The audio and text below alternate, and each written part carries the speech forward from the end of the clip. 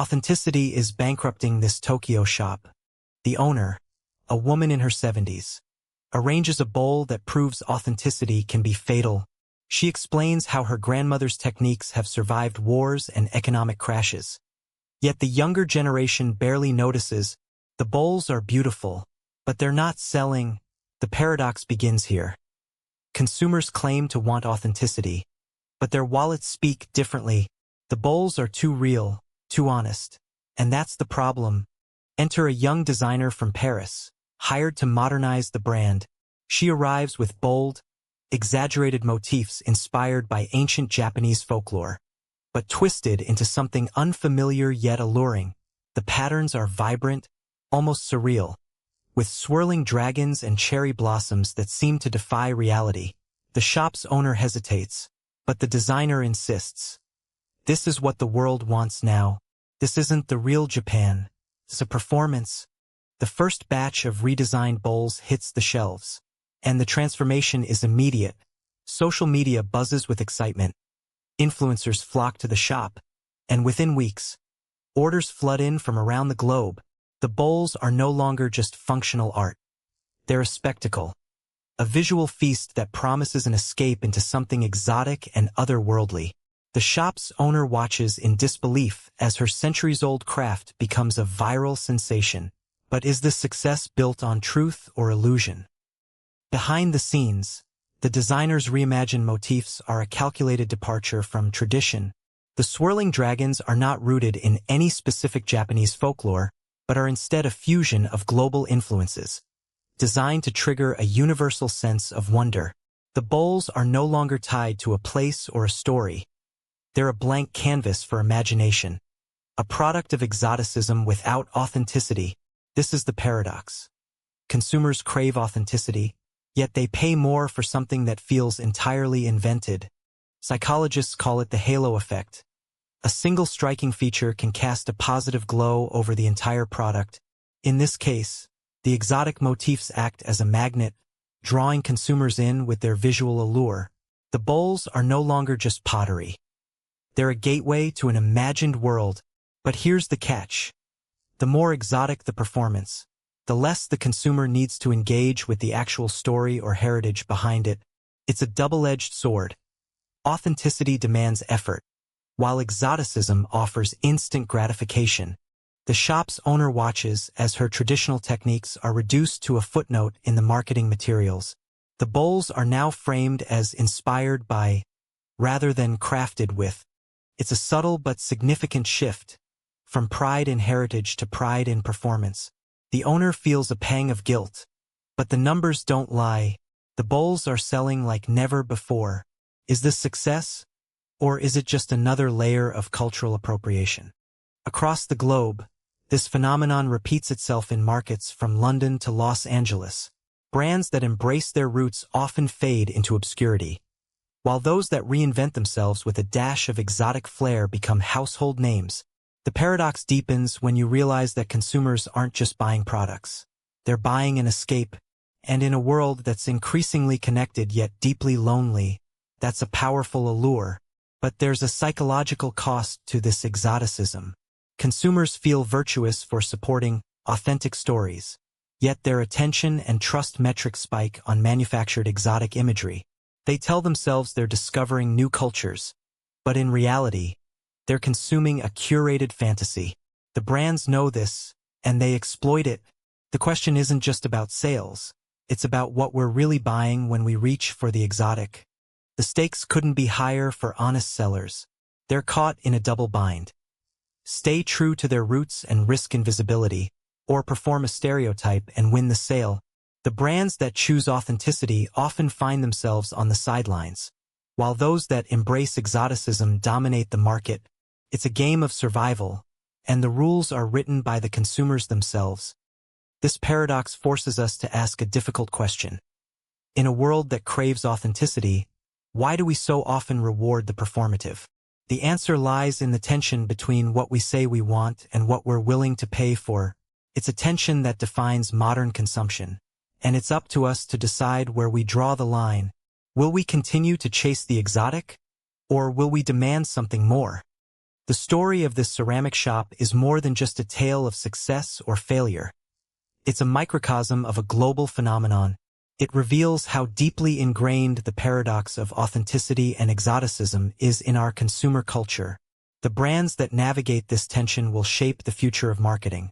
But the cost of this exoticism is something we can't afford to ignore. The question remains, are we truly buying culture? Or are we just buying the illusion of it? In the early 1970s, a landmark study was conducted at a prestigious university, aiming to explore the complexities of cross-cultural perception. Researchers designed an experiment to examine how consumers react to products with varying levels of cultural authenticity.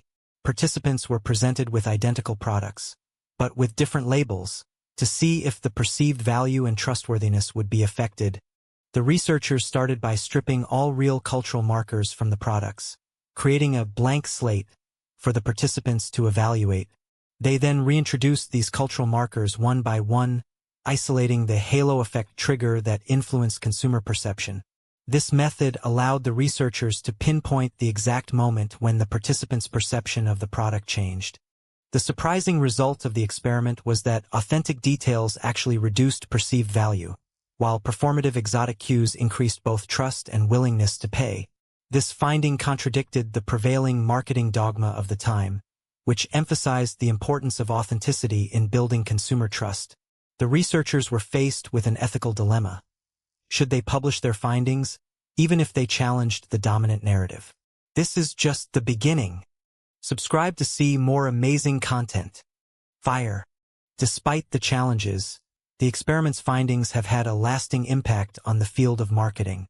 The study became a hidden blueprint for global branding strategies that quietly manipulate consumer trust. By understanding the brain's exoticism bias, consumers can spot manipulated authenticity and redirect their trust toward real creators. This knowledge can empower consumers to make informed choices and support genuine artisans. Inside a sterile MRI lab, researchers observe a volunteer's brain as they gaze at two identical bottles. One is labeled French, the other artisanal, handcrafted in Provence by master perfumer. The neural activity spikes instantly in the second case, before the subject even knows why. This is the moment the brain's reward system hijacks rational thought. The prefrontal cortex, responsible for logic and decision-making, lags behind by milliseconds. Meanwhile, the limbic system, home to emotions and instincts, lights up like a Christmas tree.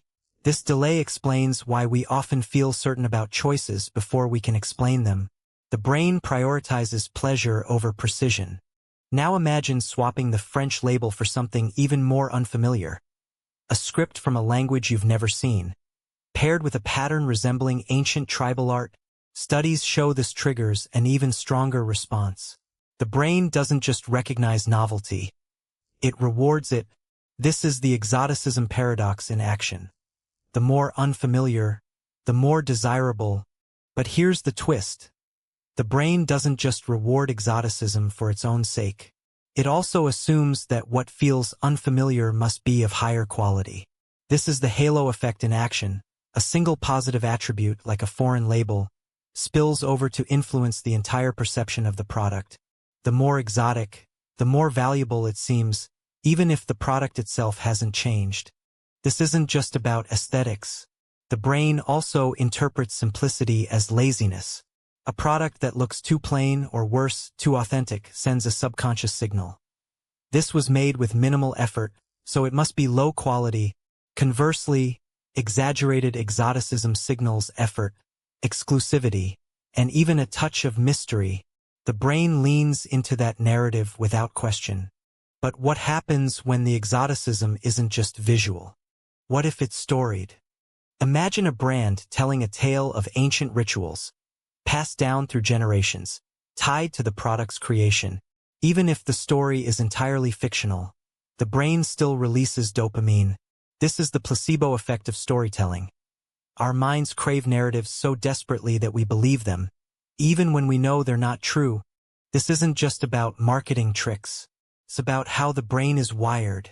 The same neural pathways that make us fall in love with a sunrise also make us susceptible to exaggerated claims. The exoticism paradox isn't a flaw, It's a feature of human cognition. Our brains are designed to seek wonder. And when we find it, we can't help but reach for it. Even if it's not real. Here's the paradox. The more we demand authenticity, the more the market rewards the opposite. The brands that survive aren't the ones telling the truth. They're the ones telling the most compelling lie. And the consumers who know the truth, they still can't resist the allure of the exotic. Why? Because the brain doesn't care about facts, cares about feeling. This isn't just about brands. It's about us. We live the most powerful stories aren't the ones that are true. They're the ones that feel true. And in that sense, the exoticism paradox isn't a bug. It's the reason we're still telling stories, still reaching for the stars, even when we know they're not real. Because at the end of the day, we're not just buying products. We're buying dreams. But here's the question. If we know the brain plays these tricks on us, can we ever truly trust what we buy? Or is the paradox itself the ultimate illusion, the idea that we can separate the real from the imagined when, in truth, we're always a little bit of both? The answer might just lie in how we choose to tell our own stories. Let's zoom into the brain's reward center one final time. As we stare at a product, our eyes flicker between the label and the packaging. The prefrontal cortex whispers, "Is this real?" But the limbic system shouts, "Does it feel magical?" And in that split second, the brain makes its choice. The question isn't whether we can spot the illusion. It's whether we can live with the knowledge that we've been enchanted all along. The exoticism paradox isn't just a flaw in the system. It's the reason we're still captivated by stories, still drawn to the unfamiliar, still willing to pay a premium for the illusion of magic. And perhaps that's not such a bad thing. After all, without the allure of the exotic, where would the wonder be? The question now is, can we harness this knowledge to create a world where authenticity and enchantment aren't at odds, but instead dance together in perfect harmony? But what if the brands we trust the most aren't the ones telling the most convincing lies? What if the future of authenticity lies not in stripping away the exotic, but in blending it with truth in a way that feels as real as it is magical? The answer might just be the key to unlocking a new era of trust, one where we don't have to choose between the real and the imagined. We can have both. In the shadowed halls of global marketing agencies, a new industry thrives, one that crafts cultural identities from thin air. These are the architects of performative exoticism, where entire backstories are invented to seduce consumers.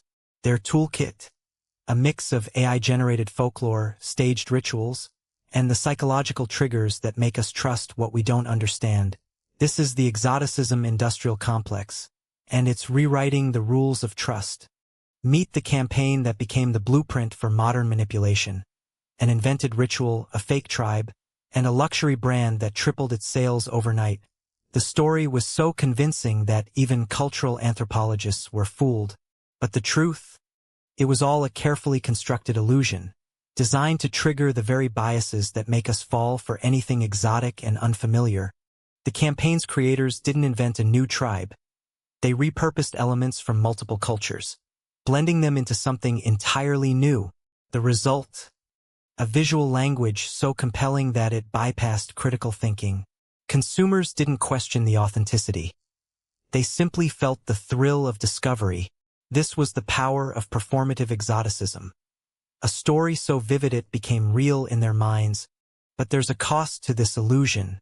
Every time a consumer pays a premium for a product wrapped in performative exoticism, they're funding an economy that erases real cultural contributions.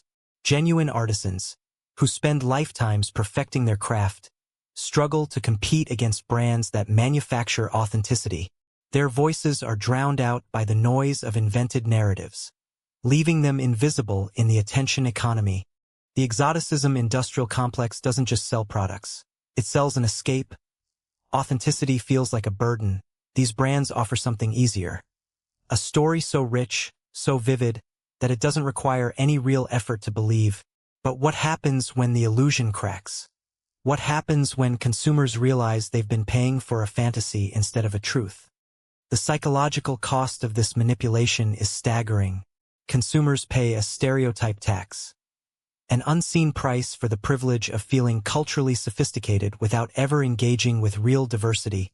Meanwhile, the brands that benefit from this system grow richer, while the cultures they exploit remain invisible. It's a cycle that perpetuates inequality, all under the guise of authentic storytelling. But there's a glimmer of hope in this paradox. As consumers become more aware of the exoticism industrial complex, they're starting to demand something different. They're not asking for authenticity, they're asking for transparency. Brands that blend real cultural heritage with vivid storytelling, without deception, are the ones that will thrive in the future. Take the example of a small cooperative in Peru that partnered with a designer to create a line of textiles. Instead of inventing a story, they shared the real history, the struggles, and the pride behind their work. The result? A product that resonated deeply with consumers, not because it was exotic, but because it was honest. This is the future. Brands that understand the power of the exoticism bias but refuse to exploit it. The key to breaking free from the exoticism industrial complex lies in our own hands. By understanding how our brains are wired to respond to performative exoticism, we can become more discerning consumers. We can choose to support brands that respect real cultures, that tell stories without deception, and that value transparency over illusion. This shift starts with awareness and it ends with empowerment. What if the brands you love the most are built on a foundation of cultural deception? The question isn't just about what we buy, it's about who we trust. Can we truly support a system that profits from erasing real voices? The choice is ours to make. Emerging brands are already leading the charge. They're using the same brain mechanics that drive the exoticism bias, but they're doing it with integrity. By blending vivid storytelling with real cultural heritage, they're creating products that resonate on a deeper level. The future isn't about choosing between authenticity and exoticism. It's about finding a balance where both can coexist without deception. This isn't just about changing how brands market, they're changing how we think. By recognizing the exoticism industrial complex for what it is, we're not just consumers anymore. We're the ones who decide what's real, what's respectful, and what's worth supporting. The power to redefine authenticity lies in our hands. What is the dark truth behind this event? Share your theory below and watch our next investigation. Hi everyone! Quick reminder, subscribe for high-quality daily content. Sparkle's tomorrow's video will reveal this secret. Subscribe so you don't miss it. Shushing face.